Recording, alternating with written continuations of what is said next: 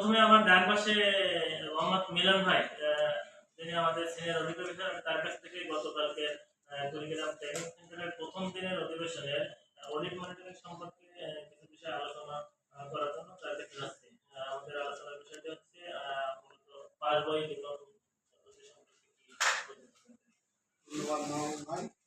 মাহবুব ভাই, আমি এই বিষয়ে বলতে চাচ্ছি একজন মাইক্রো ফাইন্যান্স অফিসার কিভাবে বই লিখন পদ্ধতি এবং একজন কর্মী তার হস্তমজুত এবং ফাইন্ডিং সেটা আমরা লক্ষ্য করতে পারছি অডিট চলাকালীন সময়, এবং অনেক সময় পাস বইয়ে লেখারও ভুল দেখতে পাচ্ছি আর কর্মীর অমনোযোগী থাকে।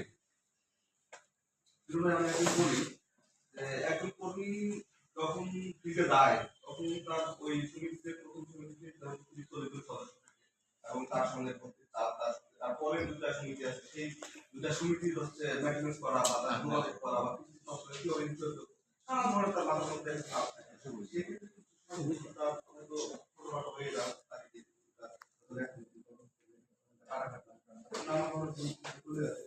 এখন মানে আপনি বলতে চাচ্ছেন যে আপনি যখন একটা সমিতিতে বসেন তখন দেখা গেল যে একটা দলের ভিতরে 20 থেকে 30 জন লোক একসঙ্গে বসা থাকে। সেইগুলা সব টাকা কিভাবে উঠাবো, লিখবো, কি চিন্তা করবো, অথবা আরো 300 থেকে 350 তার সদস্য ভর্তিছে, তা এগুলো সবকিছু মাথায় নিয়ে কাজ করতে গেলে মাঝে মধ্যে একটু মিস্টেক হয়, এটাই আর কি।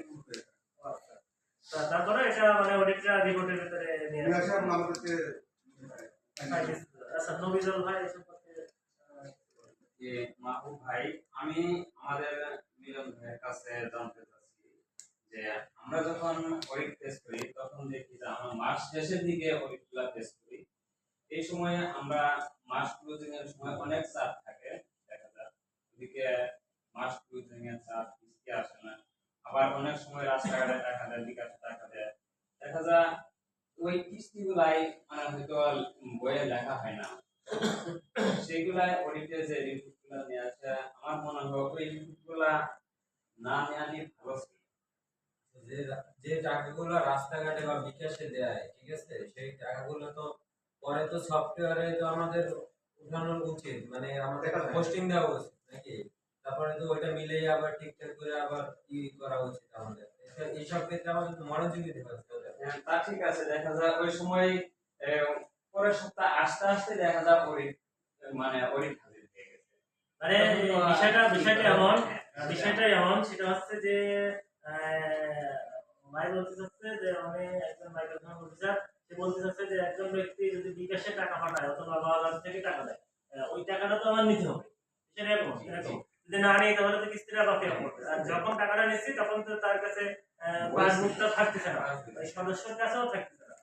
তবে এই ভাইয়ের কথা হচ্ছে যে আপনি যখন ওইটা টাকাটা নিচ্ছেন তখন পরবর্তী সপ্তাহে যখন যাচ্ছেন তখন যদি আপনি মনোযোগ দিয়ে ওই সফটওয়্যার দেখে অথবা লেজার দেখে যখন দেখতেছেন বই এবং সফটওয়্যারের সাথে মিল পাচ্ছেন না, তখন আপনি যদি ওই টাকাটা উঠে দিলেন তাহলে এই সমস্যাটা আপনার আমরা যতদিন ওই যাবো ওই সমিতিতে তার আগে দেখা যাচ্ছে যে অডিট চলে আসছে, অডিট এসে আমাদের স্ট্যান্ডার্ড করা এখন এই যে আবার মনে করেন অনেক সময় বই থাকে না, সদস্যরা বই পায় না, সদস্য সঙ্গে আছে ঢাকাতে, সদস্য থাকে ঢাকাতে, তার কিস্তি সে ওখান থেকে যেভাবে যোগাযোগ করে আমরা কিস্তি আসতেছি, কিন্তু দেখা যাচ্ছে বইও 2 মাস পরে পাইলাম আমরা না পাই ওখানে অডিট গেছে, যে অডিট আবার মনে করেন যে বই পেয়ে পুরা কিস্তি তোলা নাই, সে আমাদের নামে আমরা কিস্তি আদায় করতে আমরা আগে এই বিষয়গুলো সম্পর্কে আরো বিশেষ করে ভালো উচিত এবং সবাইকে সচেতন থাকতে হবে।